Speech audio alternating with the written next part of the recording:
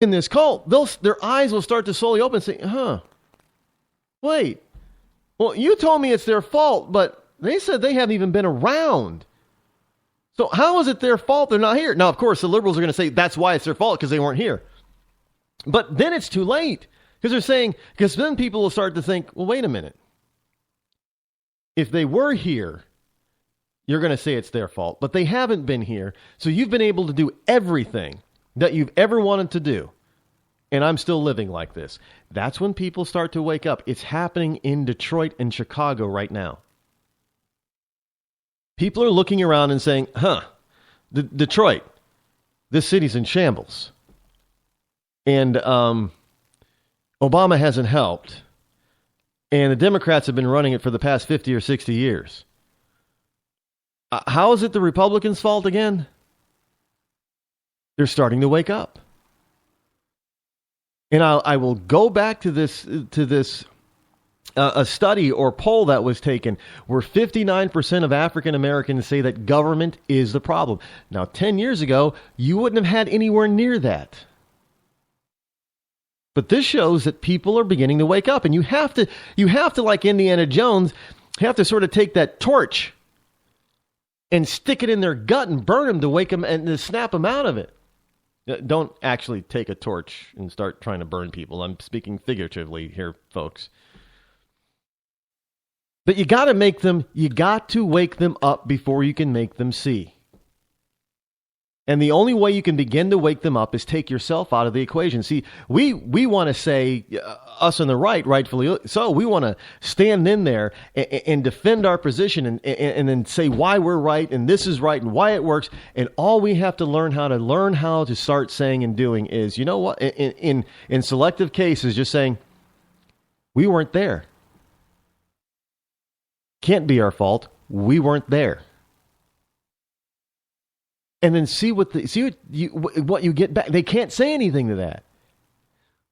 Because the only thing left is, well, it's your fault you weren't there. But you just said it was my fault because you thought we were there. But we weren't there. So it can't be my fault. The right was not there. Republican conservatives were not there. So it cannot be the conservative Republicans' fault that you're going through this. Because you said it is our fault because we were here. But we weren't there. We weren't in charge. We weren't able to affect any policy. We were not there. So it cannot be our fault. And if it cannot be our fault, then it has to be whose fault? Either yours or your cult leader's fault. Now, naturally, when you put it in those terms, the person on the street is not going to say it's their fault because we're all conditioned to blame somebody else now. They're going to say, wait a minute, it ain't my fault I'm down here in Butcher Holler. It ain't my fault I'm down here in the ghetto or in government housing. They don't bring me opportunity. And they're going to start pointing to the liberals. And they're already doing it in some cities. The next thing you got to do is you got to start attacking the holy men of the cult. You got to bring them down. And I know we've been trying to do that with the likes of Al Sharpton. Hey, by the way, have you noticed Jesse Jackson is noticeably absent from a lot of this stuff lately? He's nowhere near as prominent as he used to be. Because some of the things that started to hit on Jesse Jackson were taking hold. He was becoming less effective. So now Al Sharpton had to change himself in order to stay in the game. So he became the incredible shrinking Al. Now he's big head, little body Al. But you got to understand, in order to start affecting change and weaning African Americans, you've got to go after these people that call themselves the leaders of the black community. Really? Really? Al? Hey, Mr. Sharpton, Reverend Sharpton, why are you talking about the rich? What are you worth? How much money do you make every year? You know, you have to start getting them to talk about, look, you're flying around the country. You know, these people right here, they can't do that. You get to, obviously, you know, but until I guess maybe you had a medical scare, which is why you lost so much weight, but you know, you weren't missing any meals. You have to attack the cult the way a cult wants to attack you. It's called fighting fire with fire. It's a very effective tool. You cannot allow yourself to be put on the defensive. And this is where conservatives make the mistake. We allow ourselves to be put on the defensive so we can defend ourselves. And that's what we try to do. We do not try to fight back. We do not try to reverse it. Look, there's this a very successful type of sales system out there called the Sandler sales system. And one of the things that they always say to new salespeople, one of the things the new salespeople have to learn is that sales should not be a high pressure type of game or a job. It should not. You should not have the pressure. You should not be trying to sell somebody.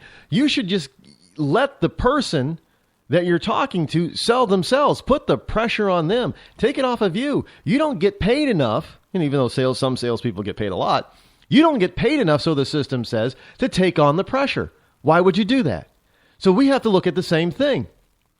If the left wants to start throwing daggers and darts and putting the pressure on us, we just say, you know what? I'm not taking the pressure. It's not me. We weren't there. Or you're doing this. You're complaining that Republicans do this, but you're doing this too. Can you explain that? Put the pressure, just reverse it. Let it bounce off you back onto them. That's how it works. That's using fire to fight fire. Understand that liberalism is nothing more than a cult. That's all it is. And frankly, in order to get to the point where it's no longer a cult, well, it's always going to be a cult. I don't know what I was thinking right there, but forgive me for that faux pas. But understand, they're always going to have this sort of cultish aspect to them. And no matter what you do, no matter what you say, they're going to try to blame you for something. So the whole point is, because that's all they can do. They do not have real solutions. Understand, the solutions that they have been trying for the past 100 years have all failed. And instead of taking responsibility for their failures, they want to blame somebody else. So what you have to do is when you're talking to a liberal is just reverse it. Have that pressure bounce off of you and go right to them. And watch them squirm. You know, one of the, I hate to say this. No, I don't. I really don't. One of the greatest joys in my life is watching a liberal squirm.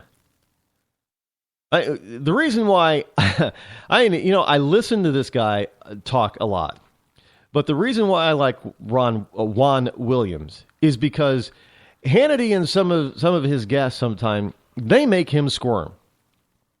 But yet he still comes back for more because he thinks he's making progress and showing that it's the conservative side's fault. But he doesn't realize that he's losing.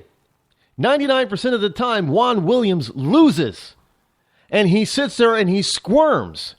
And he can't come out with a full, honest, straight, head-on answer. He's got to obfuscate and go around in circles, and it's just wonderful to watch him squirm. Because that's what they all do.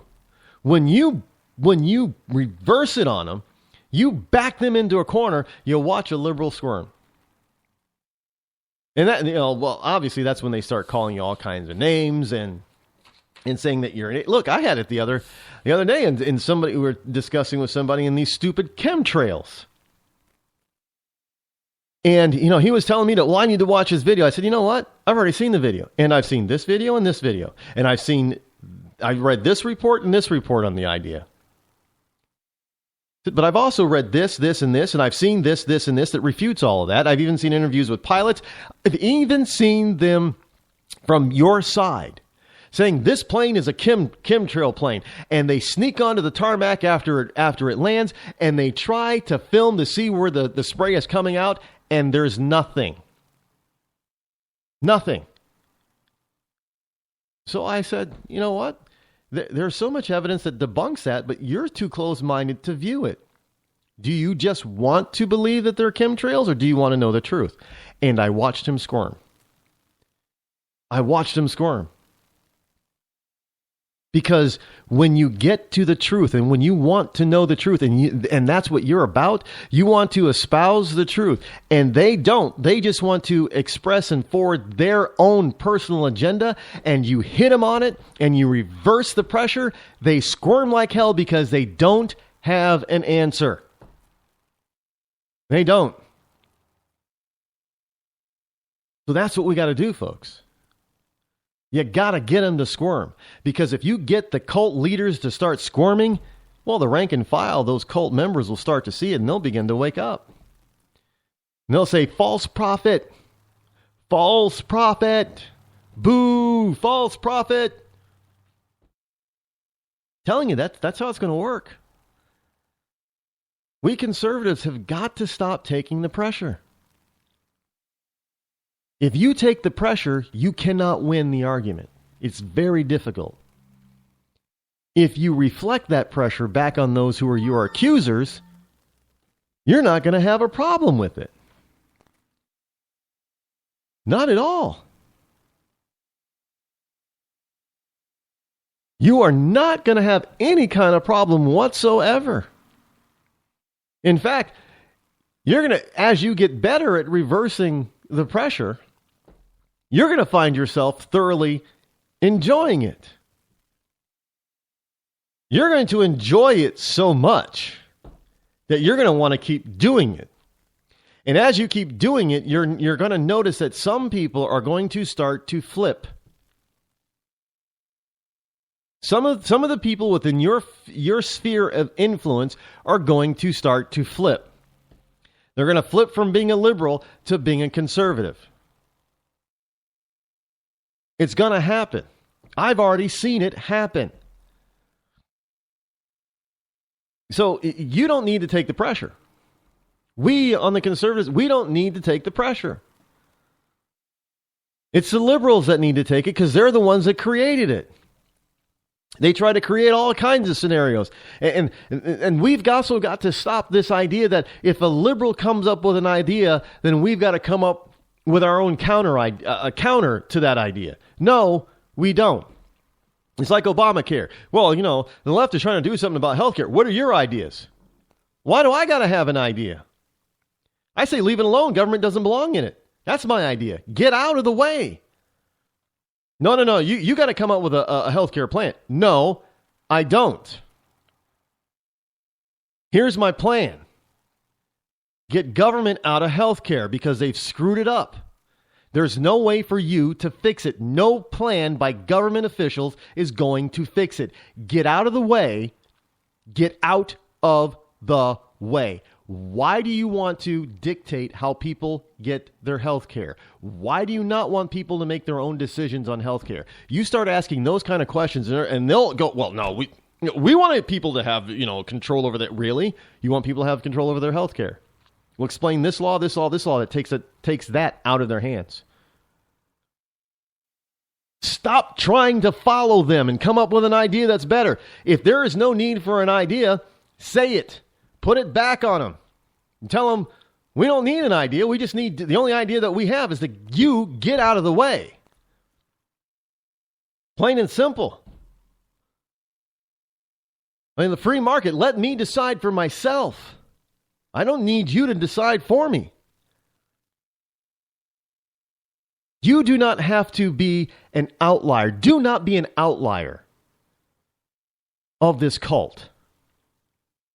Do not fall for the cultish maneuvers and tricks. They've been tricking us for decades to follow their lead. And while we've been following their lead, trying to defend ourselves, they've been making gains. That's how they've gotten ahead. We've got to flip it on them, folks. Make them defend whatever they say. Because I tell you something, when you start doing that and they start squirming, that means that they can't defend what they say. And they know they're not going to get away with blaming you. That's when people are going to wake up and they're going to see the truth. I guarantee it.